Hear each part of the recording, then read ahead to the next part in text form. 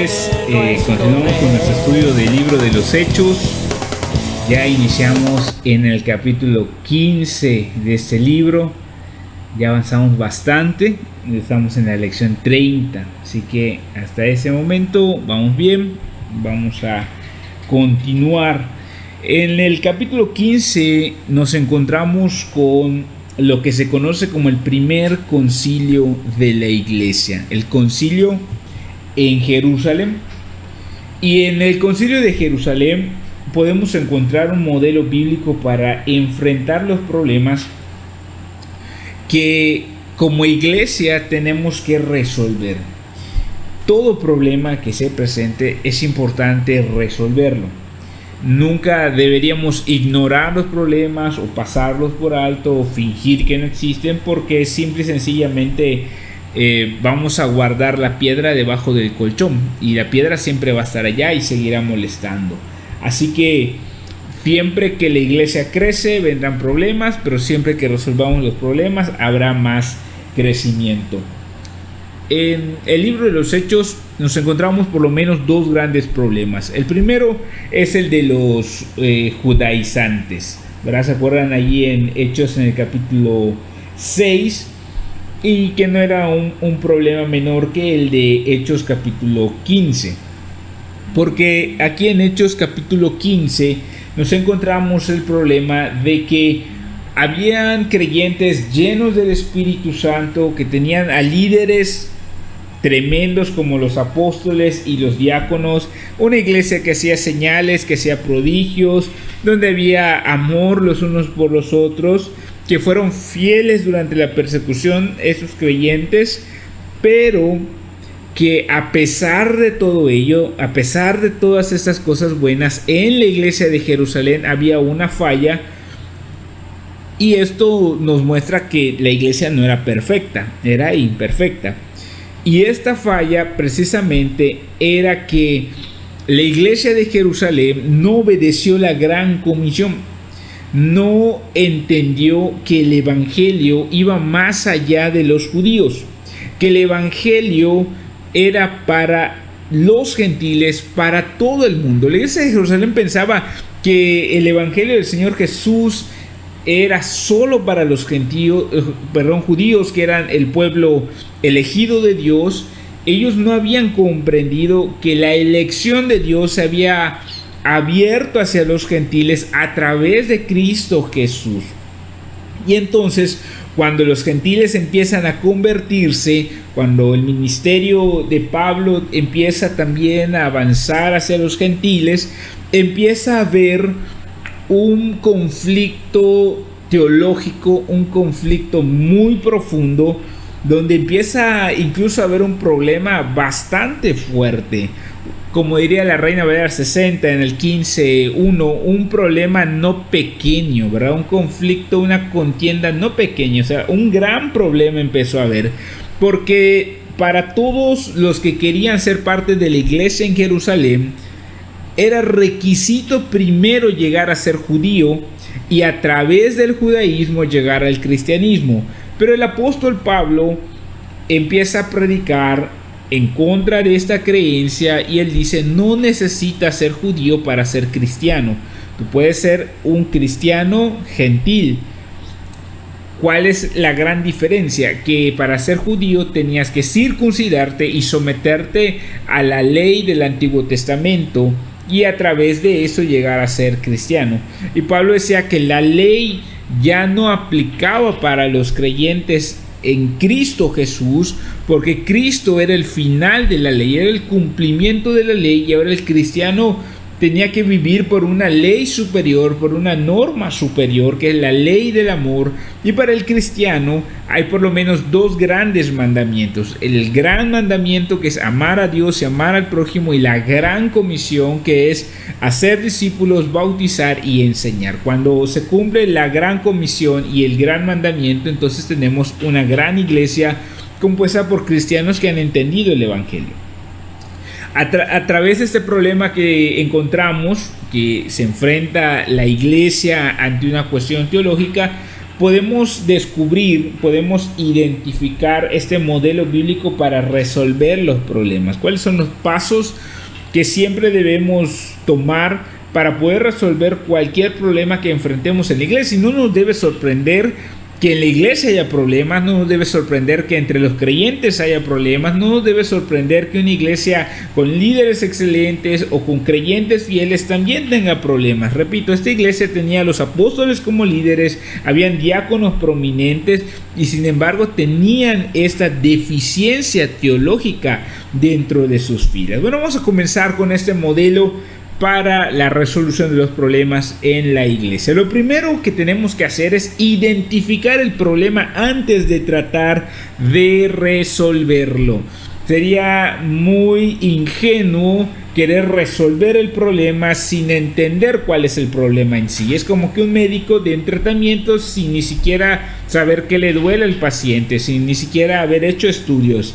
Siempre hay que identificar el problema. Una manera buena de hacerlo es plantearlo a través de una pregunta, a través de preguntas. El Señor Jesús siempre hacía preguntas.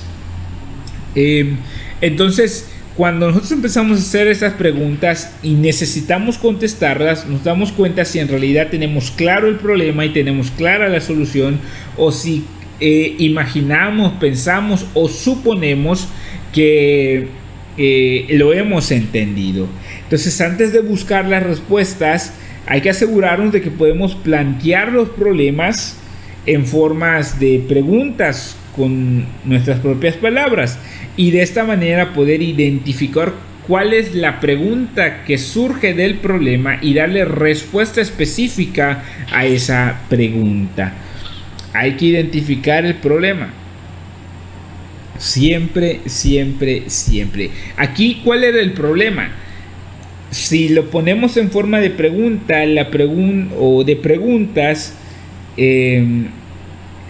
podríamos plantearla de la siguiente manera: ¿una persona tiene que circuncidarse para ser salva? Esa sería una pregunta que hay que contestar. ¿Necesitamos obedecer la ley de Moisés y además creer en el Señor Jesús para salvarnos, o es suficiente conseguir a Jesús? Esa es otra pregunta que podemos plantear, y estas preguntas nos ayudan a ver qué es lo que está generando el problema, y al darle una respuesta concreta a estas preguntas, entonces estaremos atacando el problema. Así que siempre identifiquemos el problema antes de tratar de resolverlo. Lo segundo que hay que hacer es que hay que permitir una discusión abierta y plena en una reunión. Es lo que nosotros conocemos como asamblea plenaria. Nosotros creemos en el gobierno congregacional representativo. Nuestro gobierno es congregacional representativo. ¿Qué significa eso? Que a diferencia de otras iglesias o de otros movimientos donde el pastor es el único quien tiene autoridad y lo que diga el pastor eso se hace, nosotros creemos que el modelo bíblico que aparece en las escrituras es que la iglesia, la congregación local, todos los miembros en plena comunión tienen voz y tienen voto, y sobre ellos en la asamblea en pleno recae la responsabilidad y la autoridad de tomar toda decisión que sea de interés local sobre la iglesia. Hay que enfrentar los problemas y resolver los problemas, y es la asamblea en pleno, la congregación compuesta por todos los miembros en plena comunión, quienes deben juntos resolver estos problemas. Lo vemos cuando surgió la situación de las mesas y las viudas que no eran atendidas, que los apóstoles le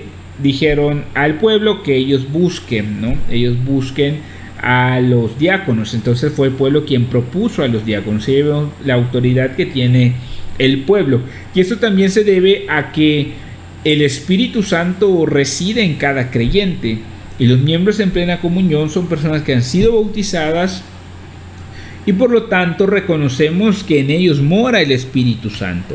El pastor no es un dictador, no es solo lo que diga el pastor o lo que diga el pastor siempre sí, sino que somos responsables delante de Dios de las decisiones también que se toman en la congregación. Ahora, sería muy complicado que para cada decisión tengamos que convocar a todos los miembros en plena comunión. O sea, imagínense, sería una locura. Y es por eso que la congregación en pleno delega esa responsabilidad en los líderes, lo que se conoce como oficiales, quienes van a tomar las decisiones en representación de la congregación. Por eso hoy conocemos nuestro gobierno como congregacional representativo, y esto ayuda a entender que todos los miembros en la congregación son responsables del trabajo ministerial que se lleva a cabo. No solo el pastor y no solo los oficiales. Los oficiales son reconocidos por la congregación para tomar decisiones en nombre de ellos. Y de tiempo en tiempo los oficiales pues van cambiando. Hay elecciones, etcétera, ¿verdad? Entonces, cuando hay una decisión que tomar sobre un problema, es necesaria tener una reunión abierta, plena, donde se pueda discutir. La discusión no es mala, siempre y cuando sea sincera y sea con todo respeto hacia las opiniones. Vemos aquí en el ejemplo en Hechos 15:7 aparece la palabra dice la palabra que hubo muchas discusiones, es decir, opinaban, comentaban, daban sus puntos de vista, y fue un tiempo en el cual se le permitió a todos hacer sus comentarios y dar sus perspectivas a todos los creyentes. Ahora hay decisiones que recaen sobre lo que nosotros conocemos como cuerpo ejecutivo, que está compuesto por el pastor, los pastores asociados y los diáconos. Los diáconos vienen a ser asesores del pastor, y podemos decirlo de esta manera si hablamos en cuestiones de autoridad, de poder y de gobierno. Son los contrapesos del pastor. El pastor siempre ejercerá una influencia fuerte y directa sobre la congregación, y ese es su llamado como pastor. No es que el pastor sea malo y sea un dictador y que abuse de la autoridad. No, esa es la autoridad que Dios le ha dado de dirigir a la iglesia y de velar por la iglesia. Y en la contraparte tenemos a los diáconos, que ellos deben siempre velar y vigilar por el correcto funcionamiento de la iglesia, y también velar por la función pastoral. Entonces, cuando el pastor está tomando una decisión equivocada, los diáconos en el cuerpo ejecutivo tienen el mismo peso que el pastor para tomar decisiones. Entonces, en el cuerpo ejecutivo se discuten los temas, se abre la discusión, el debate, y al final se llega a un acuerdo. Hay ciertos temas que no le competen al cuerpo ejecutivo, o que se puede apelar a la Junta Administrativa de Gobierno, lo que conocemos en la congregación como equipo ministerial. Y el equipo ministerial está compuesto por todos los líderes de los grupos de conexión, grupos de servicio, grupos de crecimiento, que fueron quienes recibieron su voto de confianza por parte de la congregación. Y entonces también se abre una discusión para compartir y dar los puntos de vista y poder llegar a un acuerdo. En casos donde las decisiones sobrepasan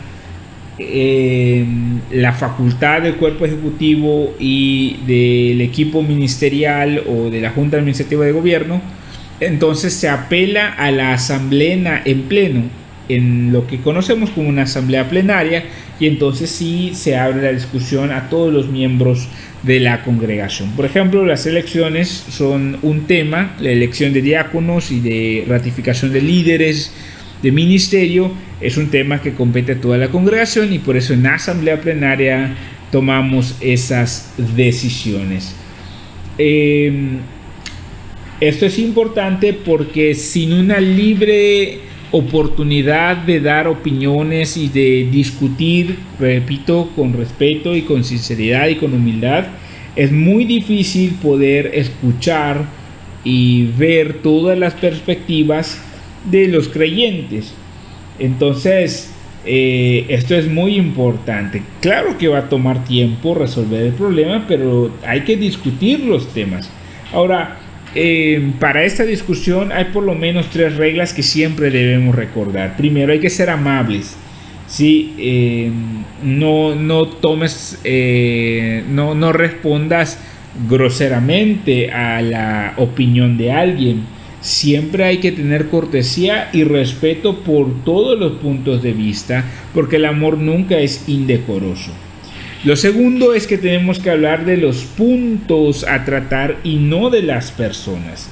Nunca debemos usar palabras para atacar a los que no están de acuerdo con nosotros, sino que debemos opinar sobre la perspectiva que están planteando. Y tercero, en este tipo de discusión no debemos permitir que las lenguas, la interpretación de lenguas o la profecía dicten la solución final del problema. ¿Por qué? Porque algunos usan falsamente estos dones espirituales para dar una solución. Y esto no fue lo que sucedió en el Concilio de Jerusalén.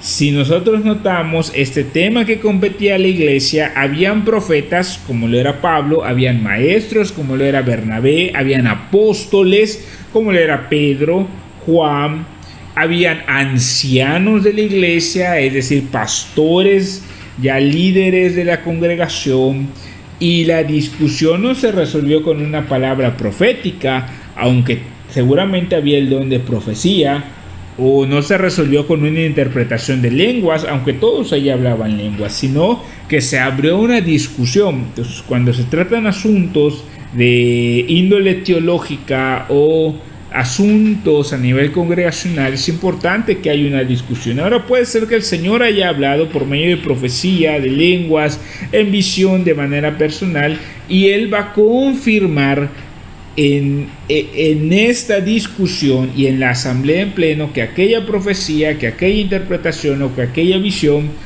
es la respuesta del Señor.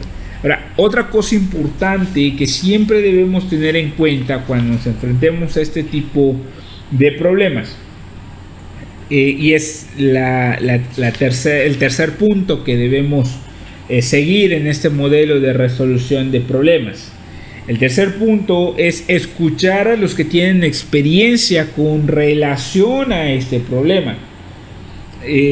Nosotros vemos en el verso 4 del capítulo 15 que la gente tomó el tiempo necesario para escuchar las experiencias de Pablo y Bernabé. ¿Quién mejor que ellos podían dar su opinión, ya que ellos habían estado ministrando en el mundo gentil? Ellos habían estado llevando el evangelio a los gentiles. Iba a ser muy complicado que alguien que estaba en Jerusalén, que es un anciano en Jerusalén, que vivía bajo la ley, que no había ministrado, compartido el evangelio nunca a gentiles, diera una opinión con una perspectiva mucho más amplia, mucho más objetiva de lo que se estaba discutiendo.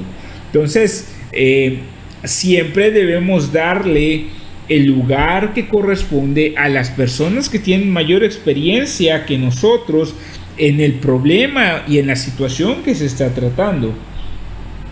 Cada problema requiere de la intervención de personas sabias, experimentadas o con conocimiento en el área que se está discutiendo, ¿sí? Pedro, por ejemplo, también era alguien que había tenido una experiencia, ¿verdad? Una experiencia con los judíos. ¿Se acuerdan en casa de Cornelio cuando el Espíritu Santo descendió? Entonces él también podía opinar. Él habla de cómo Dios había aceptado a los gentiles, y de hecho vemos en el verso 12 del capítulo 15 que Pedro hace un énfasis fuerte sobre la salvación por gracia. Sabemos que somos salvos por la gracia del Señor y no por obras. Ese es un principio fundamental de la fe cristiana. Vemos cómo también las palabras que se hablan en este concilio coinciden con las palabras de Pablo en Gálatas, En el capítulo 2, del verso 1 al 21, tienes una oportunidad, lee estos pasajes y vas a ver cómo hay una coincidencia tan profunda entre las palabras que están en el Concilio de Jerusalén con las palabras que encontramos en Gálatas. Esto nos muestra, de hecho, también aquí en el libro de Gálatas, cómo Pablo reprende a Pedro, porque Pedro en algún momento empieza a traicionar o empieza a caer en hipocresía con respecto a la salvación solo por gracia. Y esto nos muestra la necesidad de poder escuchar a todos, a maestros, a profetas, a ancianos, a diáconos, en la discusión. Porque aunque Pedro era apóstol, Pedro seguía siendo hombre y podía fallar. Con respecto al libro de los Gálatas, solo un comentario muy rápido. En el discipulado 3 vemos Romanos y Gálatas, pero para comentar, Gálatas es muy probable que se haya escrito antes de la reunión que vemos aquí en Hechos capítulo 15, antes del concilio de Jerusalén. Y Pablo defiende todo lo que en el concilio de Jerusalén se está argumentando a favor de la salvación por gracia. Esto significa que aquel momento de hipocresía en el que Pedro cayó y también Bernabé, pues ocurrió antes de esta reunión, de este concilio, y como no se había efectuado el concilio, entonces todavía habían ciertas preguntas no contestadas, no había tanta seguridad o algo oficial de la iglesia para tomar decisiones. Entonces es importante siempre que haya una discusión por parte de la iglesia cuando hay un problema, para que todos podamos estar en la misma sintonía, para que todos podamos hablar una misma cosa. Es importante siempre que en pleno, en las áreas que correspondan, se pueda discutir los problemas. Y esto lo comento porque cuando ustedes empiecen a servir, cuando ustedes se integren a los grupos de servicio, o si haces en un grupo de servicio, vas a ver que es muy importante que todos los problemas se aborden, se enfrenten, se digan, no se escondan, sino que se resuelvan. Y siempre la manera que vamos a buscar de resolverlos no es a través de una dictadura del líder. El líder es un hermano que sirve con pasión, con amor, para coordinar el trabajo de un ministerio, pero no tiene la última palabra, y siempre hay que recurrir a una discusión abierta. En este sentido, es importante escuchar a los hombres de experiencia. Y como comentario, nada más un comentario cultural, a veces a nosotros los pentecostales nos acusan de predicar, hablar o basar nuestras creencias en la experiencia y no en la escritura, pero esto no es cierto. Y una buena muestra de cómo los apóstoles resolvieron su problema es que apelaron a la experiencia, pero no fue la autoridad máxima, sino que la experiencia solo demostraba lo que la escritura decía. Y es lo mismo en la fe pentecostal. Nosotros creemos que el Espíritu Santo habla, nos dirige, hace sanidades, milagros, hay don de profecía, y todo eso lo creemos porque hay una base en la Biblia, en la escritura, para creerlo. Entonces, esto nos va a llevar al cuarto punto del modelo que aprendemos para la resolución de problemas, y el cuarto punto es aplicar las escrituras al problema. Recuerden el Salmo 119, 105 que dice: lámpara es a mis pies tu palabra y lumbrera a mi camino. La escritura, la Biblia, es nuestra única regla de fe y conducta, superior a la razón y superior a la conciencia. La escritura, la Biblia, es nuestro fundamento para la fe. Es nuestro fundamento, ¿sí? Y vemos cómo Jacobo o Santiago, el hermano del Señor Jesús, cita las escrituras que están en Amós en el capítulo 9, 11 y 12 para darle base escritural a la solución del problema.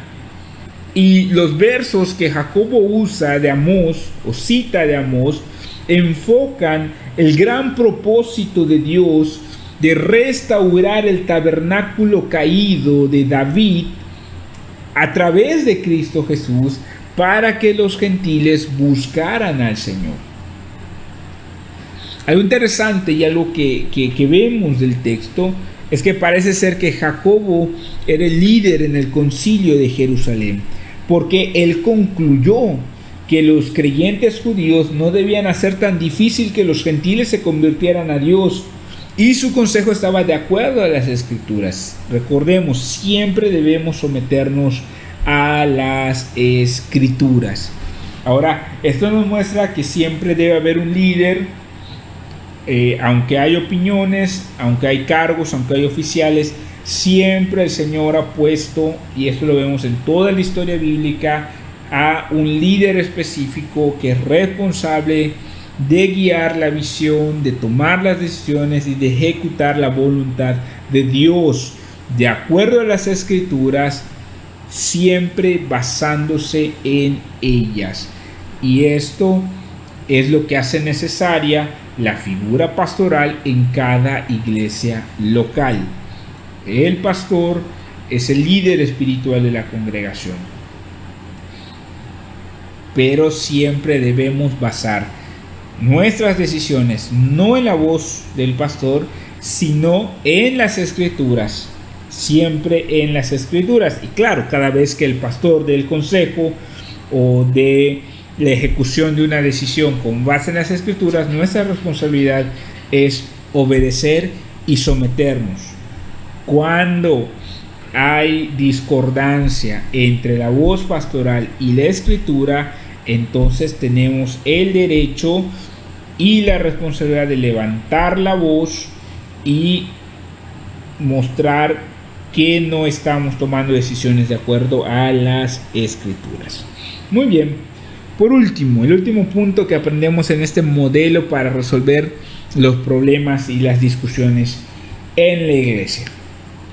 Todo problema puede tener varios puntos o partes, siempre. O sea, hay muchos bemoles en el problema, pero siempre va a haber una parte que es más importante que las demás. Y en el caso del concilio de Jerusalén fue lo mismo. Habían muchos bemoles que responder, pero la pregunta mayor era: ¿cómo pueden los gentiles salvarse? ¿Qué es lo que se requiere para que los gentiles sean salvos? Y la respuesta fue que poniendo su fe en el Señor Jesús se pueden salvar sin necesidad de seguir a Moisés. De esta manera se resolvió el problema más grande del concilio de Jerusalén, y así llegaron a una solución. Si avanzamos más adelante en el libro de los Hechos, vamos a ver que la iglesia de Jerusalén seguía obedeciendo la ley de Moisés. Bueno, eso era algo que ellos habían decidido, pero no le impusieron a los gentiles tener que obedecer la ley de Moisés para ser salvos. ¿Por qué? Porque ese era el punto neurálgico del problema que se había desatado y era la solución que habían planteado para ese problema. Siempre debemos enfatizar lo más importante y lo menor no hay que enfrascarnos tanto. Hay puntos importantes, hay doctrinas esenciales sobre las cuales tenemos que estar de acuerdo. Y si alguien no está de acuerdo sobre las doctrinas esenciales, entonces sí hay que abrir una discusión. Pero hay otras doctrinas que son secundarias e incluso hay doctrinas que son terciarias y que sobre todo se refieren a temas de ética cristiana y de práctica cristiana sobre las cuales no debemos enfrascarnos. Ahorita, justo cuando estamos grabando esta clase, está el problema y veo la discusión en Facebook sobre el avatar de Facebook. Señores, no se enfrasquen en esas discusiones. O que si el pastor debe usar saco o no debe usar saco. Que por qué me pongo corbata y otros días sí, otros días no. O sea, ese tipo de discusiones necias son de las que no debemos enfrascarnos. pero sobre las doctrinas fundamentales, ahí siempre hay que tener y mantener la pureza doctrinal. Siempre necesitamos enfocarnos en las partes importantes del problema. Ahora, sobre la solución, vemos que ellos dicen, no hay problema, los gentiles se salvan solo por la fe en Jesucristo, pero con el fin de que haya armonía entre la iglesia gentil y la iglesia judía, era importante establecer los lineamientos de relación entre estas iglesias, y por eso se establecieron 3 requisitos, ¿sí?, en cuanto a comida, lo cual iba a ayudar a conservar la paz entre judíos y gentiles. Y había un cuarto requisito que el Concilio de Jerusalén ordenó a los gentiles, y era sobre el tema de abstenerse de inmoralidad sexual. ¿Por qué hay una relación entre los pecados sexuales con las leyes en cuanto a comida? Bueno, los gentiles incrédulos adoraban en templos paganos y tenían fiestas en estos templos, y ahí ofrecían alimento a los ídolos y carne llena de sangre. Además de esto, en muchos templos paganos habían cientos e incluso a veces miles de sacerdotisas que en realidad eran mujeres que se prostituían como parte de la adoración pagana. Todo esto era muy natural, muy común para los gentiles.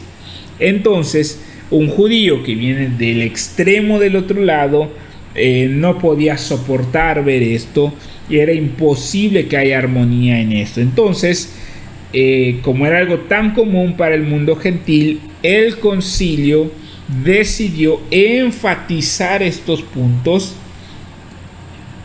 para delimitar, para reglamentar, si lo queremos ver de esta manera, esos asuntos que están contenidos dentro de la ley mosaica, pero que también están contenidos dentro de la ley del amor cristiano.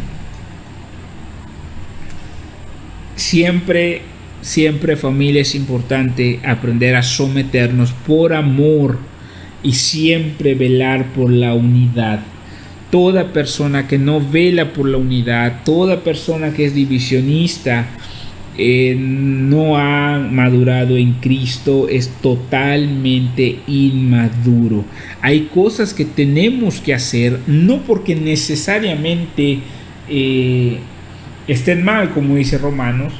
Claro que en este caso el Concilio de Jerusalén está hablando de cosas que son pecado, pero en otras ocasiones nos va a tocar tener que someternos a ciertos lineamientos por amor a la unidad en la iglesia. De esta manera podemos relacionarnos y puede haber unidad. Y esto, lamentablemente, siempre va a traer discusiones, pero si somos maduros, aprenderemos a velar por la unidad. Dios les bendiga. Con eso terminamos el modelo para la resolución de problemas y conflictos en la iglesia.